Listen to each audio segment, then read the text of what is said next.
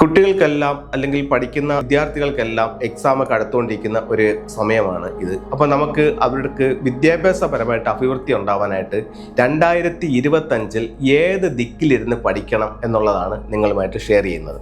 2025 വിദ്യാഭ്യാസത്തിന്റെ സ്റ്റാർ എന്ന് പറയുന്നത് 4 ആണ്. അപ്പോൾ ആ 4 വന്നിരിക്കുന്നത് ഈ വർഷം വെസ്റ്റിലാണ്. അപ്പോൾ വെസ്റ്റിൽ 4 വന്നിരിക്കുമ്പോൾ വെസ്റ്റ് ഭാഗത്തുള്ള ബെഡ്റൂം ഉപയോഗിക്കുന്നത് വിദ്യാഭ്യാസപരമായിട്ട് കൂടുതൽ അഭിവൃദ്ധി ഉണ്ടാവും. അത് നിങ്ങൾക്ക് ബെഡ്റൂമായിട്ട് ഉപയോഗിക്കാം, സ്റ്റഡി റൂമായിട്ടും ഉപയോഗിക്കാം. ഇനി എങ്ങോട്ട് നോക്കിയിരുന്ന് പഠിക്കണം എന്നൊരു ചോദ്യം ഉണ്ടെങ്കിൽ 2 ആൻസറാണ് അതിനുള്ളത്.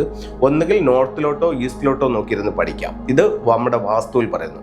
ഫെങ്ഷുവിൽ പറയുന്നു ആ വ്യക്തിയുടെ അല്ലെങ്കിൽ ആ കുട്ടിയുടെ വിദ്യാഭ്യാസത്തിന്റെ ദിക്ക് ഏതാണെന്ന് ഡേറ്റ് ഓഫ് ബർത്തിൽ നിന്നും കുവാ നമ്പർ മനസ്സിലാക്കി ആ കുവാ നമ്പർ ഉപയോഗിച്ചുകൊണ്ട് അത് കണ്ടുപിടിക്കുക. എന്നിട്ട് ആ ദിക്കിലേക്ക് നോക്കിയിരുന്ന് പഠിക്കുകയാണെങ്കിൽ വിദ്യാഭ്യാസത്തിൽ ഒരുപാട് പുരോഗതിയിലേക്ക് എത്താൻ സാധിക്കുമെന്ന് ചൈനീസ് വാസ്തുകലയായ ഫെങ്ഷു പറയുന്നു. അപ്പോൾ എല്ലാവർക്കും നല്ലൊരു വിദ്യാഭ്യാസവും നല്ല വിജയം ഉണ്ടാവട്ടെ എന്ന് പ്രാർത്ഥിച്ചുകൊണ്ട് നിർത്തുന്നു.